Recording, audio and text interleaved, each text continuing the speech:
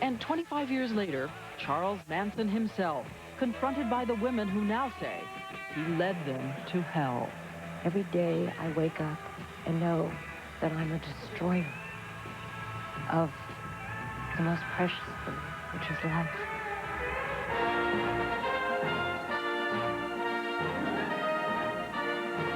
Turning Point. Tonight, the Manson women inside the murders. Good evening, I'm Diane Sawyer. Tonight we bring you a rebroadcast of A Turning Point, the first time the women who became Charlie Manson's killers spoke out together. As you meet them, ask yourself this question. Are they monsters, as the prosecution said, or could this have happened to anyone? The questions they raise about their own responsibility and about the 60s linger today. And so do the questions about cults. You'll remember just last month when 52 followers of Luc Jouret were found dead in Canada and Switzerland. But long before Jouret, long before David Koresh or Jim Jones of Guyana, Manson and the Tate LaBianca murders shocked the country and alerted us to the knowledge that sometimes experiments in personal freedom lead not to joy, but to something dark and inhuman.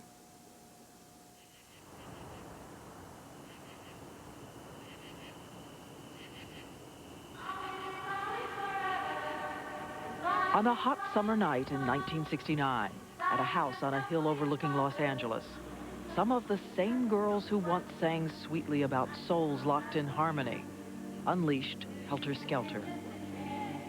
I ran her down and I began to stab her.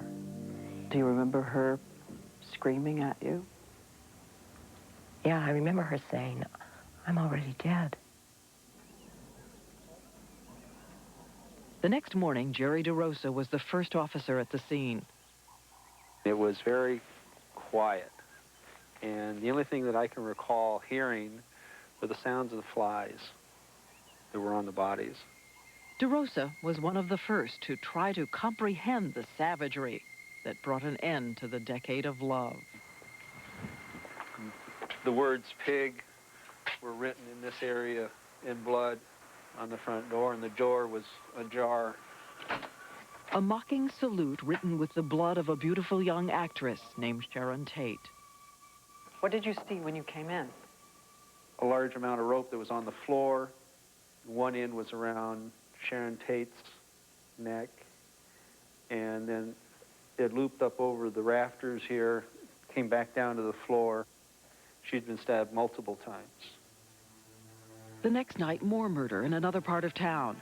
A wealthy businessman, Lino LaBianca, and his wife, Rosemary. I knew that people would die. I knew that there would be killing. In all, 7 people were butchered in the Tate LaBianca murders. When the killers were finally arrested, among them 2 young girls with long hair and wide eyes who said they did it with joy for a man named Charles Manson. This is how we remember them, frozen in time, laughing at murder. The girls the prosecutor called mutants, monsters. Pat Krenwinkel is now 46 years old. Leslie Van Houten, 45. They have spent almost 25 years in prison living with what they did. I think that the violence in us is somehow nurtured and brought out and brought forth. You know, it didn't happen overnight. He spent a lot of time taking middle-class girls and remolding them. I only did what Charlie wanted. That was the whole thing. I never told anybody to do anything other than what they wanted to do. And if they wanted to do murder, that was okay with you? That was none of my business, woman. I'm a convict. I'm an outlaw. I'm a rebel. I'm not a Sunday school teacher. Charles Manson, now 60 years old, still wearing the swastika of defiance. His intensity a reminder of the power he once held over 2 ordinary girls from Southern California. Patricia Krenwinkel's father was an insurance agent, her mother a homemaker. She was the plain, quiet girl who got average grades and sang in the glee club. In the summer of 1967, Krenwinkel was an 18-year-old secretary living with her older half-sister and drifting into the new freedoms of the time. I was smoking a lot of marijuana hash, and I had, at that time, I've already used acid a couple times. Were you a bad girl?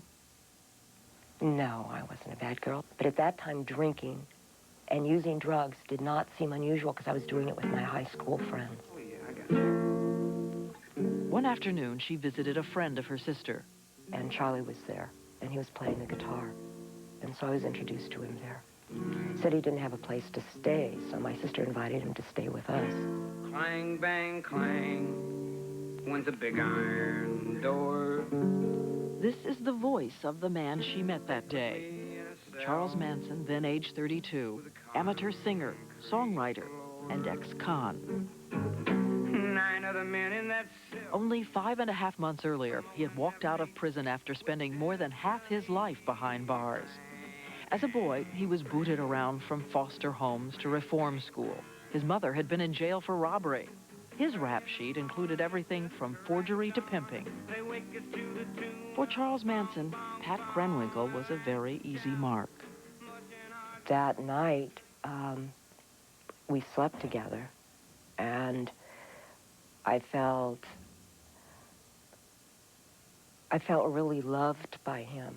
When we made love, all I remember is just crying and crying to this man because he said, "Oh, you're beautiful." I couldn't believe that. I just started crying. You didn't believe that you were? Oh, absolutely not.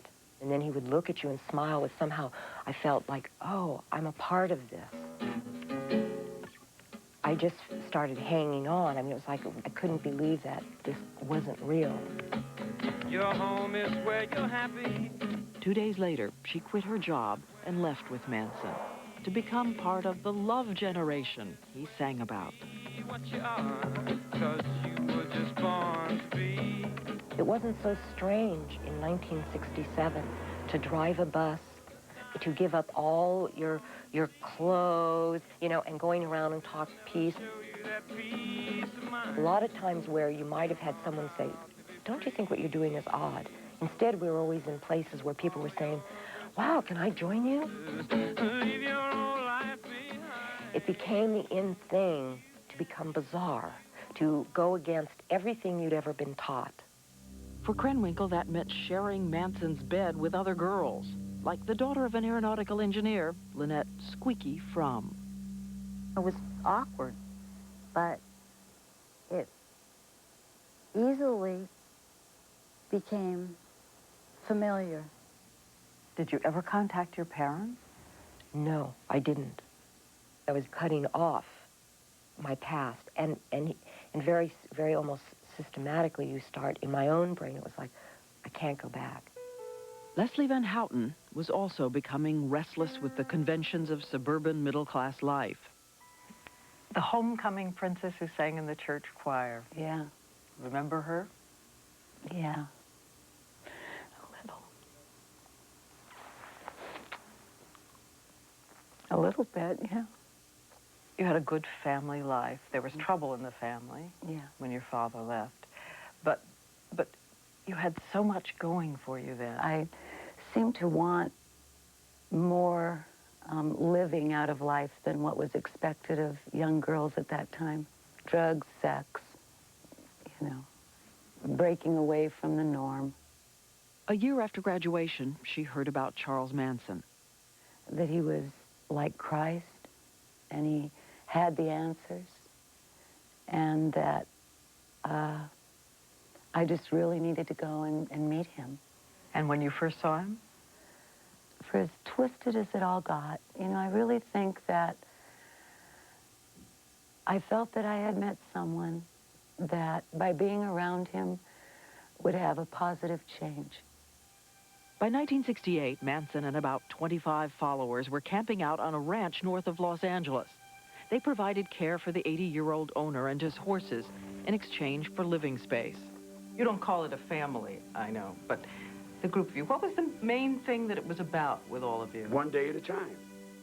We played a lot of music, we wrote, we did a lot of things, but we lived today. We lived in the day and the now. You could absolutely not talk about your past at all. And one thing we didn't have is watches. The whole idea was to let time disappear. There was no time. We gave up our birthdays.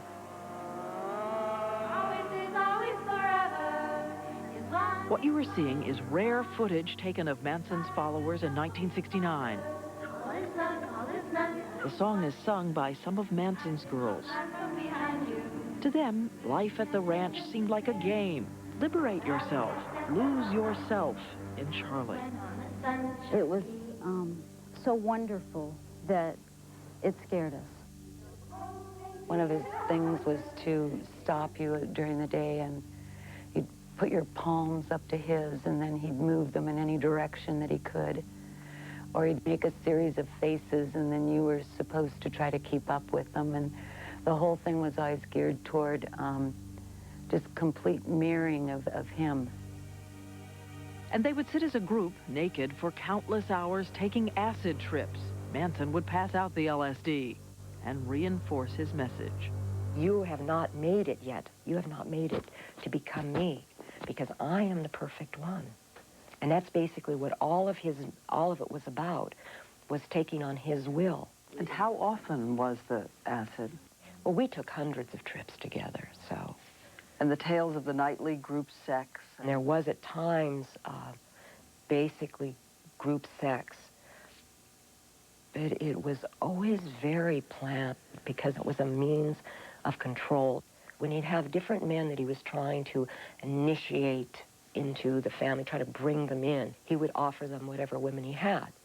If a man wanted you, you went with him. You couldn't resist. He was an excellent pimp. One of the things that the women have said is that you used them as bait for the men. Isn't that what women do? Isn't that what women's for? Women receive men and reflect men. Man hold dominion up over woman. It's been that way since we grunted and we came out of caves. You had them thinking you were Jesus Christ. Yeah. How did you do that? Just being myself. All men are Jesus Christ. Sometimes he would reenact the crucifixion when we were on LSD. And it was very realistic. You mean pretend that he was being nailed? Yeah, and go through the whole thing.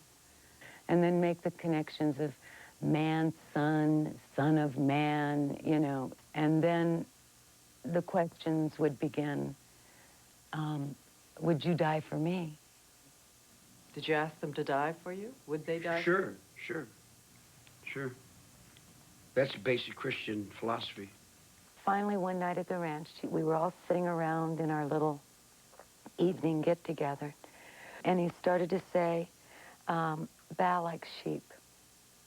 And every single one of us did it exactly at the moment that he said. They were no longer part of the gentle counterculture. They had begun to live Manson's reality and his dreams, like making it big in the music world.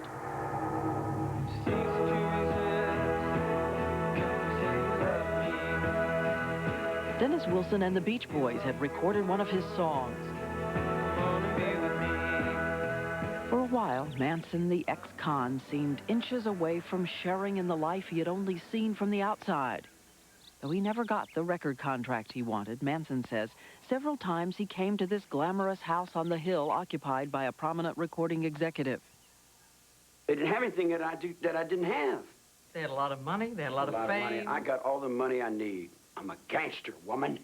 I take money. He was a man who I think felt that society had totally dumped him.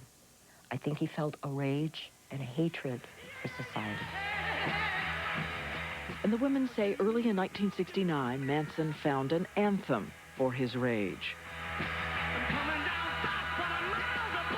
The Beatles' new White Album, with songs like Helter Skelter, Piggies, about the white establishment in the suburbs clutching their knives and forks, and Revolution Number 9. Manson told them it was written for him. Somewhere in one of the songs, we were supposed to hear them saying his name or something.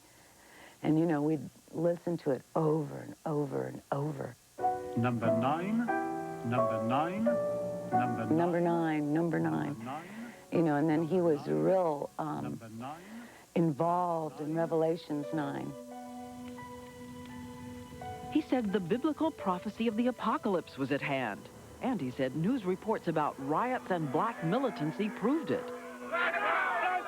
He called on his followers to get ready for what he called helter-skelter. Basically, he thought helter-skelter would be what? It was going to be a racially motivated revolution, and that the blacks were going to control and take over the power. And the only way to survive the coming Holocaust, Manson said, was to prepare for war. For that, they needed money. Did you take part in the burglaries? I only did one, my father's. I robbed my father's house. He began testing to see which of his followers had courage and obedience. He'd stand up against a tree and he'd throw knives at me. He's thrown hatchets at people. Do you trust me? Do you love me enough? You know, stand up against that tree. So that when he threw the knife, you know, I did that kind of thing without hesitation. Manson said death was not the end of life, it was just another high. Although the women didn't know it, by the summer of '69, one of Manson's men had already murdered someone. And Manson himself had shot and nearly killed a black drug dealer. He began to feel very paranoid. We started to have a lot more guns at the ranch and knives, and people were on lookouts. We were pretty much all running on definite fear. And he asked us constantly, each one of us, you know, will you die for me? Will you be my finger on a hand? Will you be me? I want your will. August the 8th, 1969.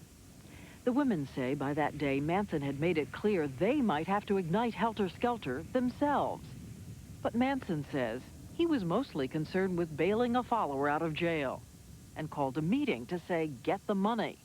They said, how do we do it? I said, don't ask me how to do it. I don't want to be no part of no conspiracy. But however you do it and get it done now. If it don't get done, then I'll move on it. Do it. Get it done.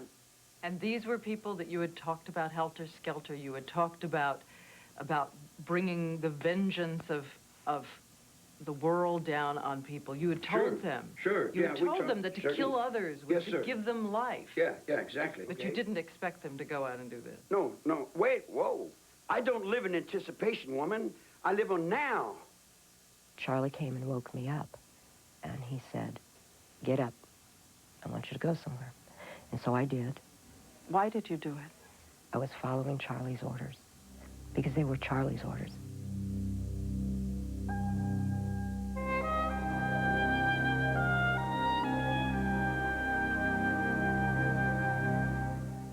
Dan Atkinson became the first American to interview Manson face-to-face. Bitter, yes, I can get bitter and I can get mad, but that only hurts me. Tonight, following a special turning point on the Manson family, Stan gives you a first-hand look at this killer. What he did and what he represented is just as frightening today as it was then. Stan remembers the Manson trial, tonight at 11 on KOBR 13 News. '69 began peacefully at the house on the hill above Los Angeles. The house that had been visited several times by Charles Manson when a recording executive lived there. Manson had never met the new tenant, actress Sharon Tate, who was spending the day with her friends. Sharon Tate is Jennifer. Sharon Tate, the rising star and most beautiful of the young women in the film Valley of the Dolls. And now, 8.5 months pregnant. I idolized her. I thought the world revolved around her. Tate's younger sister, Patty, remembers that hot summer. We literally spent our days lounging around the house, floating in the pool, and she had a really large inner tube, a big one with a big hole in the center that she could fit her belly into and just float to keep cool. Tate's husband, film director Roman Polanski, was expected home soon from Europe to be there for the birth of their son. This was first truly happy period of my life, you know. Sometime before midnight, 40 miles away from the house on the hill, Charles Manson told Pat Krenwinkel to get into a car with 3 other followers. Susan Atkins, Linda Kasabian, and Charles Tex Watson, once an all-American high school athlete, now Manson's most fervent believer. And he said, do everything the text says. And we were off. Watson says Manson had given him explicit instructions where to go, to kill everyone there, and to do it memorably. Did you tell No. Tex Watson what to do? No, no. Did you tell the women to go with him and do what he said? Yeah, I told him to go do what Tex said. Yeah. Why? Why were you telling them that if you didn't even know what he was going to do? That's the line I was walking. When they arrived at the house on the hill, Watson told them their assignment was murder. This is Pat Krenwinkel's first interview in 25 years about what happened. It took a long time to break it all down because, my God, to take a look at what I had really done. It was just after midnight when the 4 Manson followers pulled up to the gate. Tex had gone and he went up a telephone pole and cut the lines. Then they all climbed over the gate. He left us and he went forward and we heard gunshots. Watson had intercepted a young man, a visitor named Steve Parent, on his way home, and had shot him 4 times at point-blank range. He came back and told us to come with him. Krenwinkel and Atkins followed Watson up to the house. Trying to get into the house, he eventually, I think he went through a window or something, returned to a front door and allowed the rest of us to enter. House guest Wojtek Frykowski was dozing on the living room couch when he was kicked awake by Watson. 3 others were gathered from the back: Tate's old friend, Hollywood hairdresser Jay Sebring, Abigail Folger, heiress to the Folger coffee fortune, and Sharon Tate. When Sebring tried to protect Tate, Watson shot and stabbed him. And everyone else at that point obviously was getting really frightened and scared. A desperate Frykowski tried to flee but was caught outside by Watson, shot, beaten, and stabbed. Abigail Folger had been tied with a rope. Abigail Folger started to get herself undone, and she took off. And at that point in time, I left and followed her. I ran after her with an upraised knife, and we went out through a back door, and I ran her down, and I began to stab her. Do you remember her screaming at you? Yeah, I remember her saying, "I'm already dead." Inside, as Sharon Tate begged for the life of her unborn child, Atkins says she stood by while Watson stabbed Tate over and over again. Death was everywhere. But you're in part of this horrendous dance. And it was like, no matter what or anywhere I turned, it wasn't going to stop. Krenwinkel says Watson sent her to check the caretaker's cottage to kill anyone there. But when she got to the door, she stopped. When I looked around, I knew this is wrong. It was like an echo from way back that said, wait a minute, this has finally gone into total madness. 5 people were dead. All the murderers took was $70.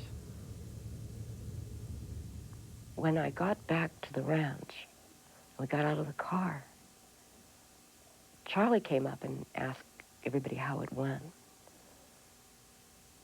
But that was the first time I looked at him and I said, Charlie, they were so young.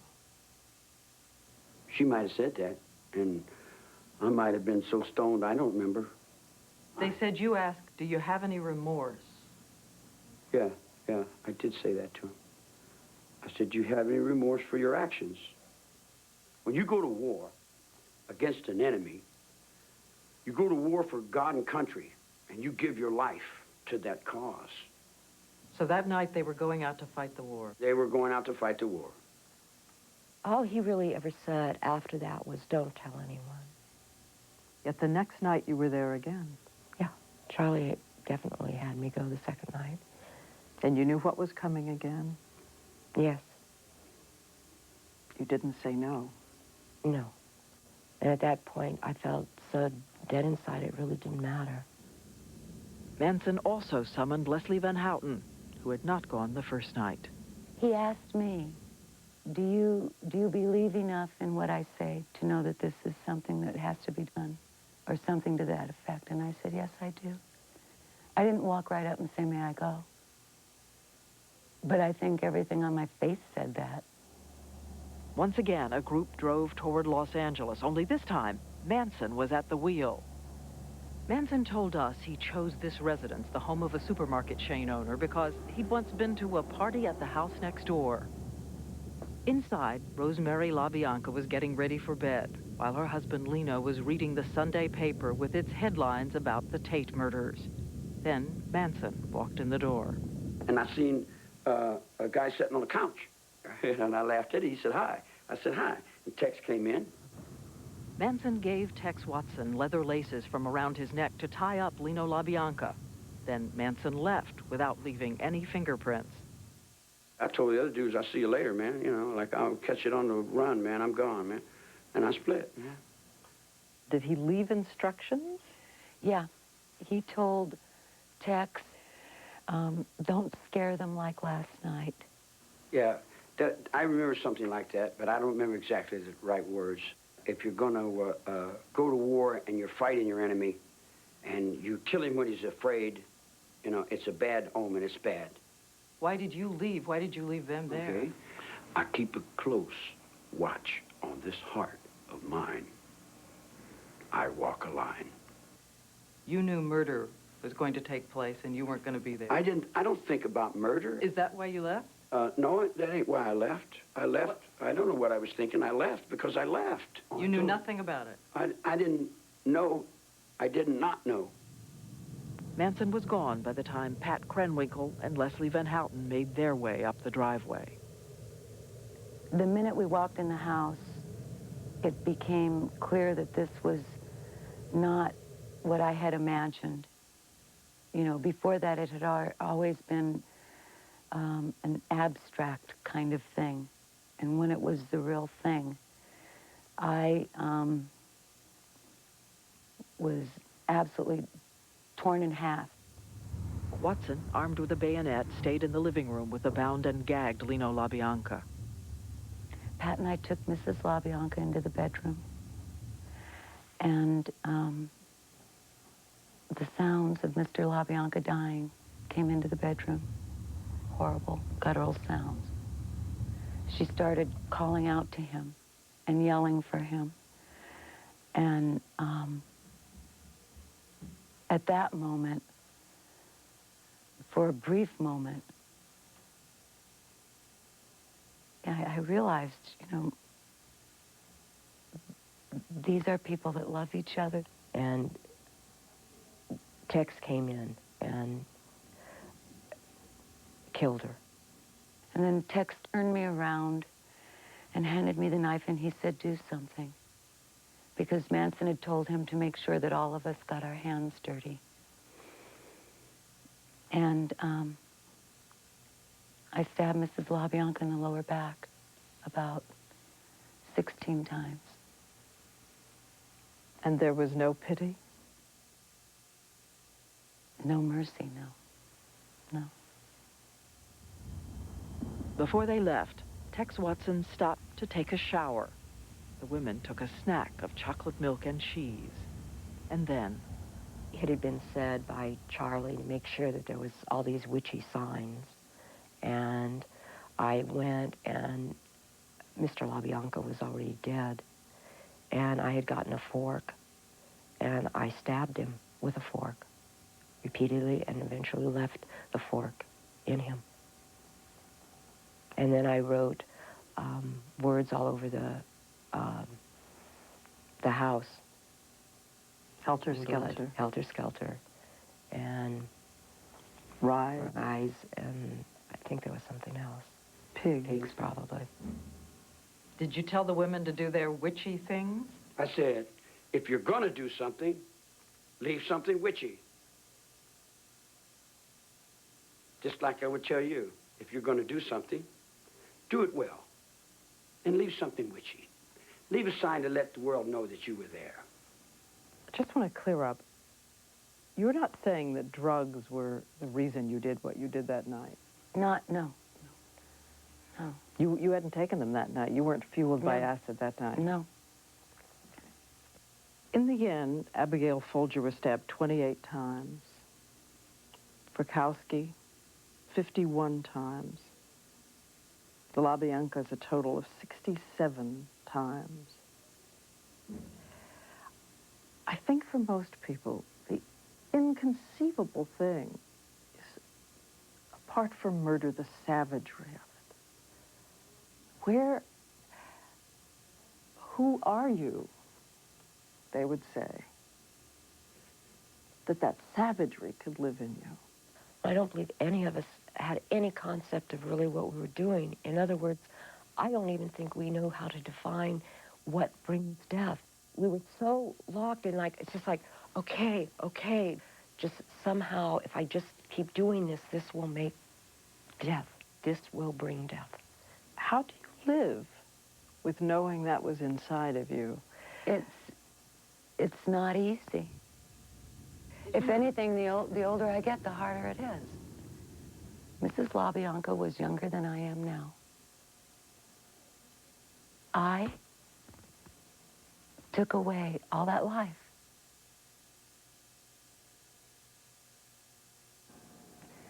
When we return, Leslie Van Houten and Patricia Krenwinkel tell how they finally broke away from Charles Manson. And they face those who say they must never be freed, the families of their victims. The murders. When we come back, for the first time in 25 years, Charles Manson sees the women whose lives he controlled, the women who killed for him in 1969. Talking about you. And we went as far as we could to somehow do his will.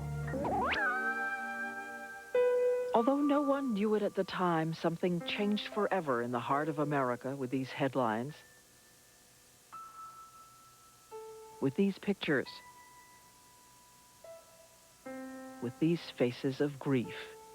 I remember my mom walking into the doorway, into the den, and she held on to both sides of the door and fell to her knees and said, "My daughter's dead." Roman Polanski returned from Europe to bury his murdered wife and their unborn son, only to discover people in their terror had begun blaming the Hollywood lifestyle of the victims. Sharon not only didn't use drugs, she didn't touch alcohol, she didn't smoke cigarettes. When I read those reports, you know, I felt like they killed them for the second time. Because they turn all those victims to the monsters as though they were responsible for their own death and not the perpetrators. After 4 long and anxious months, Charles Manson and his loyal killers were arrested and brought to trial. On the left, Susan Atkins, Pat Krenwinkel in the middle. On the right, Leslie Van Houten.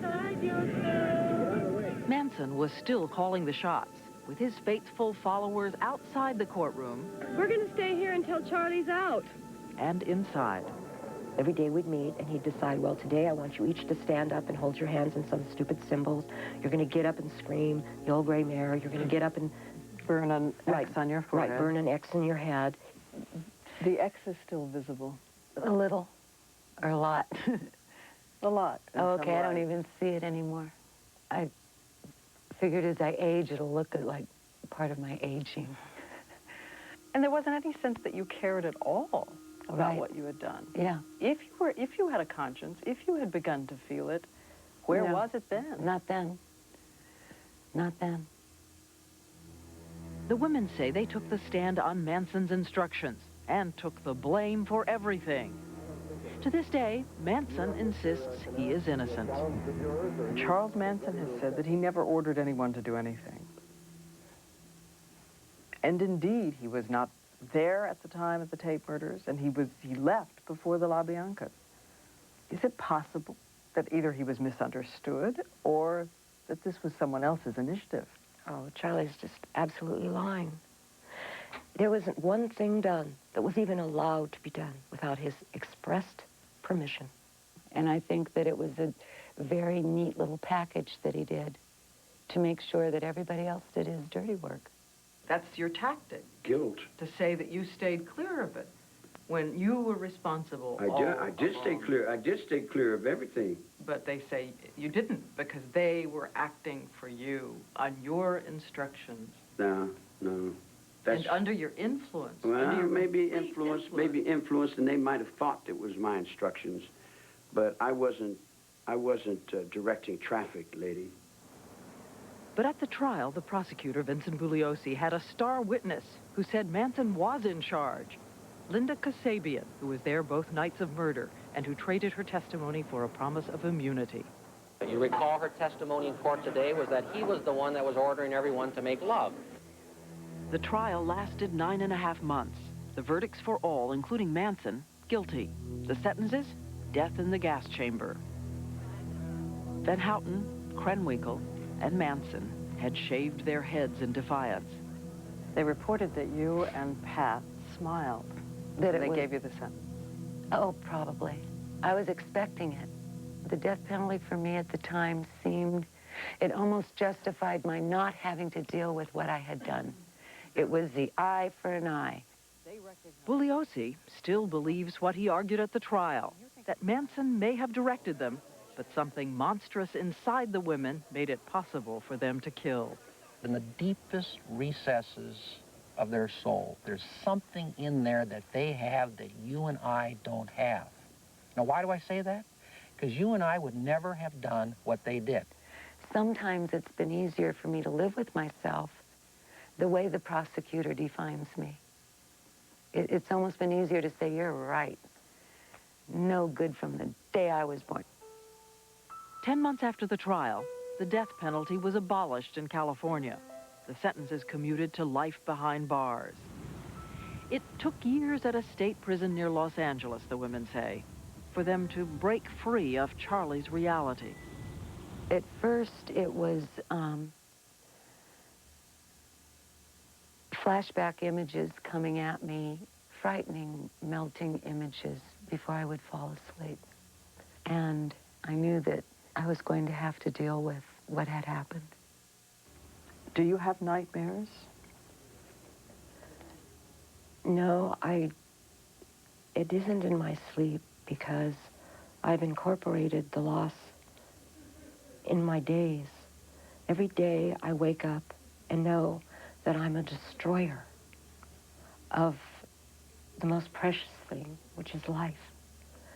And living with that is the most difficult thing of all. And I do that because that's what I deserve, is to wake up every morning and know that. What kind of punishment do you deserve? What is enough? I don't know when enough punishment will be enough for me. That issue comes up at parole hearings for Manson and his former followers every few years. This is a subsequent parole consideration hearing for Leslie Van Houten, CDC. Van Houten and Krenwinkel have been model prisoners, holding down jobs and counseling young people with drug problems. At each hearing, the victims' families are allowed to attend. Because it is terribly difficult to deal with this. The women are usually asked to recount the details of their crimes. No matter what I do, I cannot change 1 minute of my life. There is nothing more I can do outside of being dead to pay for this, and I know that's what you wish. But I cannot take my own life.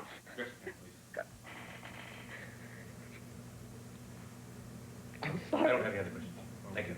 Ms. Brown, why don't you take a second to compose yourself?